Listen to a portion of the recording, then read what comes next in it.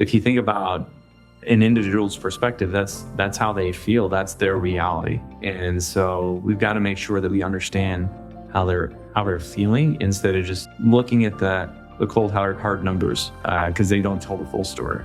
When we redesigned our performance management process, we focused on creating a system that facilitated those conversations, making them more constructive and impactful. Because at the end of the day, from a customer perspective, it is about partnerships and relationships. And I think you don't want to let the AI take over, if you know what I mean. I think that human element has got to be held high. Hi, and welcome to the BetterWorks People Fundamentals podcast. I'm Michelle Goldsberry, Senior Content Marketing Manager. BetterWorks' core belief in people fundamentals revolves around helping HR lead through constant change by focusing on core values like fairness, support, balance, and enabling growth opportunities for employees. These tenets empower everyone in the workforce to strive for excellence, to foster creativity, and to acknowledge each other's contributions. BetterWorks believes that strategic HR leaders can translate these principles into action, shaping their workforce for the better and helping drive meaningful business outcomes. And in this show, we're diving even deeper into these principles by listening to experts share how you can make them come alive at your organization. As we wrap up 2025, I want to step back and look at the conversations we've had this year at BetterWorks, from our Empower HR 2025 virtual summit to this podcast. It's useful to surface the ideas that keep showing up again and again. This season focused on data, but what stood out was how often leaders talked about using data not just to measure performance, but to understand people. You'll hear how leaders are reframing performance data as a tool for growth and why context and storytelling matter as much as metrics.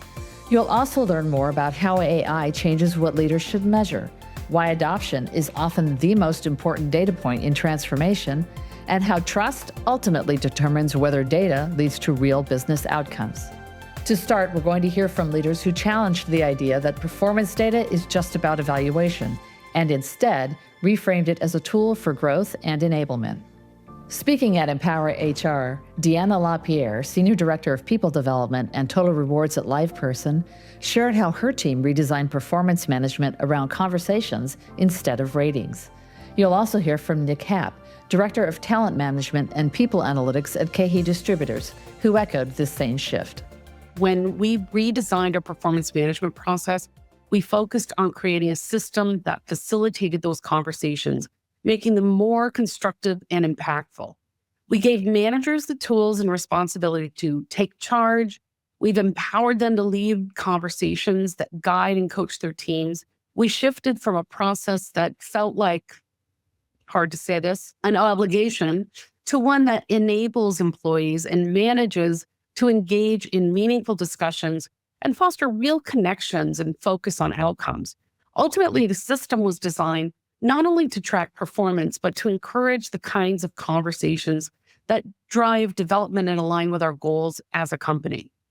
As I was starting to dig into this a little bit more and conduct retrospectives and focus groups with internal team members to really understand what their perspective was around the performance management process, was it accomplishing anything more than giving compensation a rating that they could use to anchor their merit and bonus to? Or were people really getting a lot of value out of it? And the answer is probably what you would expect, is the people didn't look forward to it. They felt like it took up a lot of their time to complete the tasks throughout the year. And then they didn't get a lot out of it. And so as I was researching some other approaches, or maybe what the latest thinking was around performance, I came across several kind of influential thought leaders on this, but one that stood out to me was like Marcus Buckingham. And his experience, of course, with Gallup and just thinking about strengths that people had and how to encourage folks to do better within their roles, eventually produced this notion of what he referred to as like the kind of standout program. And as you look at standout, he tried to explain that as we were trying to do with traditional performance management, we're attempting to both measure performance and then activate talent. And we're doing neither of those very well. And that was a light bulb moment for me, because I thought, how am I really contributing value to the organization beyond just giving ratings from my group over compensation, when I could instead be figuring out ways to drive behaviors among leaders and team members that would ultimately unlock their own potential and make them more effective at what they do. And so that's what really kind of set me down this path of transitioning from traditional performance management to what we call performance enablement, which again is really geared towards unleashing individual potential. And how you do that? It's through regular conversations on the topics that matter most, right? The things that matter most, and making sure you and your leader are aligned on what the go forward tasks are. So that's critical. And so what we ultimately want our team members to see these practices as being more of tools and habits that are going to help them succeed. Things that if they actually implement them and follow through on them, is going to improve their overall chances of success by the end of the year, instead of an HR mandate that they have to go in and do this within this particular time frame. Once leaders start collecting better performance data, the next challenge is how to use it responsibly. To explore that, you'll hear again from Nick, followed by Annie Cosgrove, Director of Analytics and Insights at Density. They explain why data without context fails to move people or sustain change. If you think about an individual's perspective, that's how they feel. That's their reality. And so we've got to make sure that we understand how they're feeling instead of just looking at the cold hard numbers, because they don't tell the full story. You're still hearing things as a leader on the floor when you talk to your employees, you have informal conversations. You want to make sure that you are taking note of that and taking stock of what you could potentially change and what you could potentially impact to make the employees' overall experience even better. My team at Density has incredible access to like a really objective lens on workplace usage and performance. So Density is an occupancy analytics company, and we use sensors that anonymously track how people use space. And so we partner really closely with large companies that are trying to understand how their workplaces are performing and really like trying to match their employee needs to their behaviors. And so, yeah, so like you said, knowing how much your space is used and when and for how long and all of the good stuff that we can get from devices like sensors in the workplace, it can tell you a lot about how it's going, but it doesn't give you the whole story. What's really important is pairing sensor data, card swipe data, just sort of measures of how much the space is used and when, with qualitative insights, actually talking to your employees, figuring out the why, like you said, to go along with that. And I think together, these like qualitative and quantitative insights can really give a full picture on how your workplace is doing, what you might need to change, and where there might be pain points for your employees. AI came up in nearly every conversation this year, but faster insights don't automatically lead to better outcomes. What matters is how leaders use AI and what they choose to measure. First, we'll hear from Jeff Jolton, leader of data and insights in Spencer Stuart's Leadership Advisory Services. He unpacks the difference between job enlargement and job enrichment and how leaders can use AI to encourage meaningful work. Then Margaret Keane, former CEO of Synchrony and now CEO of Sisive, explains why AI's value isn't just efficiency or cost savings. It's also about delivering better outcomes while protecting the human element of work. At the leader level, I think we want leaders to become more data-centric. I'm not saying leaders need to be data scientists, but what I mean, I want them to be data-centric. I want them to ask better questions. I want them to connect AI to value. Really, when we talk about job enlargement, it's just like adding to our job, but just doing more of the same thing. So if you're working in a call center, that is, we're doing more calls, or if we're writing reports, that we have to write more reports, or we're getting more of the same thing done. And what we find with enlargement, it's not particularly motivating or engaging. And if we enlarge the job too much, right, we just pile on more of the same work, it actually starts to lead to burnout, right? You can imagine even if something like nursing or something that's like it becomes too much, right? It's just too much of the same thing.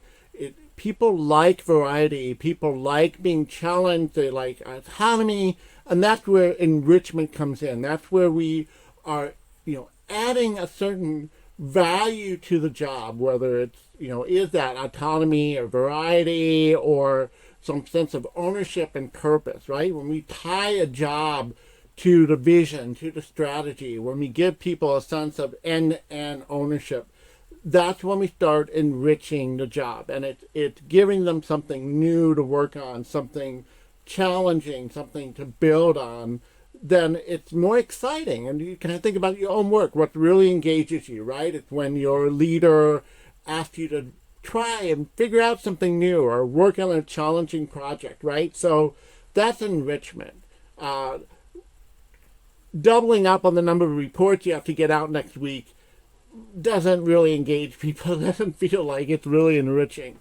So that's when I talk about enlargement and enrichment. And when we focus on AI from that operational or efficiency perspective, we tend to run that risk of piling on. I think like every new technology, that comes out, there's always hype. But this one feels a little more real, that it is coming. And I think for me, the question is how fast does it all come? One, can it get cost out? Two, can it make our processes better and more efficient for our partners? And are we giving better answers to our partners and making their needs better met by what we're delivering for them? So I think that's really important. That's probably even more important than the cost out piece, because if we're delivering a better product, a better solution, a faster solution for our partners, it's a win for them, which means it's a win for us, in my opinion. And then I think the third is, how do we ensure, and this is still an unknown for me, so I'm just going to say, I think we got to be careful that we don't lose the human element to partnering and engaging with our employees and our partners as we all go through this new technological advancement, right? Because at the end of the day, from a customer perspective, it is about partnerships and relationships. And I think you don't want to let the AI take over, if you know what I mean. I think that human element has got to be held high. At this year's Empower HR, leaders talk candidly about why transformations fail even when the data looks good. Abbas Sayed Ali, VP of People at HelloFresh, shared why adoption breaks down when leaders focus on metrics without first clearly defining the problem they're trying to solve. The statistics of 70% of transformations failing also applies to sort of major system rollouts. A lot of them also fail. And surprisingly enough, the results or the root causes of this failure or this widespread failure of these sorts of initiatives is actually quite common. I think a lot of times what happens is people go into transformations or major system buys and rollouts with a very financially focused use case. And there is not enough due diligence and homework done before sort of taking the decision. So if I think about a very basic sort of playbook of, a few things that you should always think about. One is, where are we as a business? So, and what are we as a business? Are we a customer focused B2C company? Are we an enterprise focused B2B company? Are we a global Fortune 500 company? Are we a mid-sized company that's focused in one region? Are we a small company that's still in hyper-growth mode? And then sort of looking at doing our homework, internal and external, right? What are we trying to solve internally from a business perspective, from a people perspective? And what are other people doing externally, and how can we learn from them to not reinvent the wheel, but also make sure that we have the best information possible to make our decisions rather than get the information from just one or two sources or from a consultant we bring in from the outside. And only once you've done all of that and done all that homework can you really go into the planning phase of saying, we need to sort of plan a certain transformation or system buy and rollout. And then it's much easier to sort of say, okay, maybe we know which part of the market we want to focus on or what area of the business we want to transform, how we want to do it, what the key results are that we want to achieve out of it. And then finally comes the business case and, all those other things, the due diligence, the sort of demos and all those other things that we do in that cycle. And on top of all of that, that's when you start to do your change management, project management, and all those other disciplines we talk about. And then you roll out and measure, improve. So I think it's the classic engineering trope of 80% of problems in anything you do, any product you create, come from design problems, not operational problems. So I think a lot of transformations fail because not enough attention is paid to the design stage, the why are we doing this, and what exactly do we need to do, and what results do we want to achieve. Finally, as data, AI, and transformation reshape work, leaders have to make their intent visible. Here's Margaret on why clear and honest communication builds trust. Then Nick adds his perspective on how data can be used to validate whether performance management improvements are working and the link between awareness of those changes and opinion. I'm a big believer in that employees have to feel good about coming to work every day. And I think with that, you get a couple of things. You get, I think, a better customer experience, because if they're feeling good coming in and feeling like they're valued, they're going to treat that customer, if they're a call center person, for example, on the phone, in a good way, in a different way, and really feel good about their job. I think the others, it measures leadership and how leadership is doing in terms of their behaviors and how they're treating their employees. And then all of that really, the real win is you get less turnover. So you have a highly engaged workforce who are delivering for your partners, which is most important, and less turnover, which saves you money. So I think to have a happy workforce is not an easy thing because there's so many things coming at people, but I think you can, but it requires work and focus. I think you got to just keep being out there and communicate to employees what is happening, what's going to happen, when it's going to happen. You have to be transparent. I've learned this in my career. I think, first of all, people sitting in jobs today are sitting there questioning what's going to happen to my job. So for you not as a leader not to be talking about these types of things, I think is unfair to the employees. So I think you just need to be as transparent as you can. Within our current quarterly vibe, so the continuous listening survey that we send out, we've incorporated a question around how valuable was that checking conversation. And so far, it's looking quite positive with upwards of 90+% of people finding it or agreeing with the statement that it was valuable for them. But we wanted to make sure that, not only having the check-in conversation, but they understand the value of it and they're more willing to have it.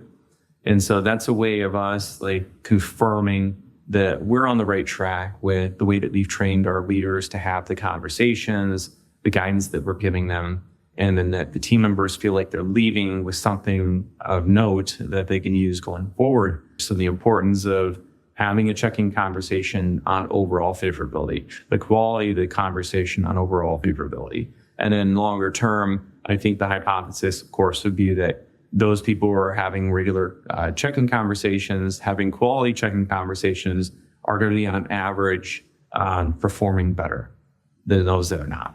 I know I keep leaning on the engagement data quite a bit, but it's because it's so telling.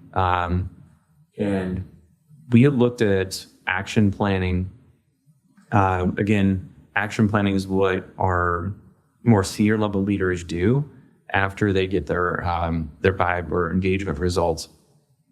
And for those team members who recognize that actions were actually being taken, they had a 36 percentage point higher level of favorability than those that didn't recognize any action being taken.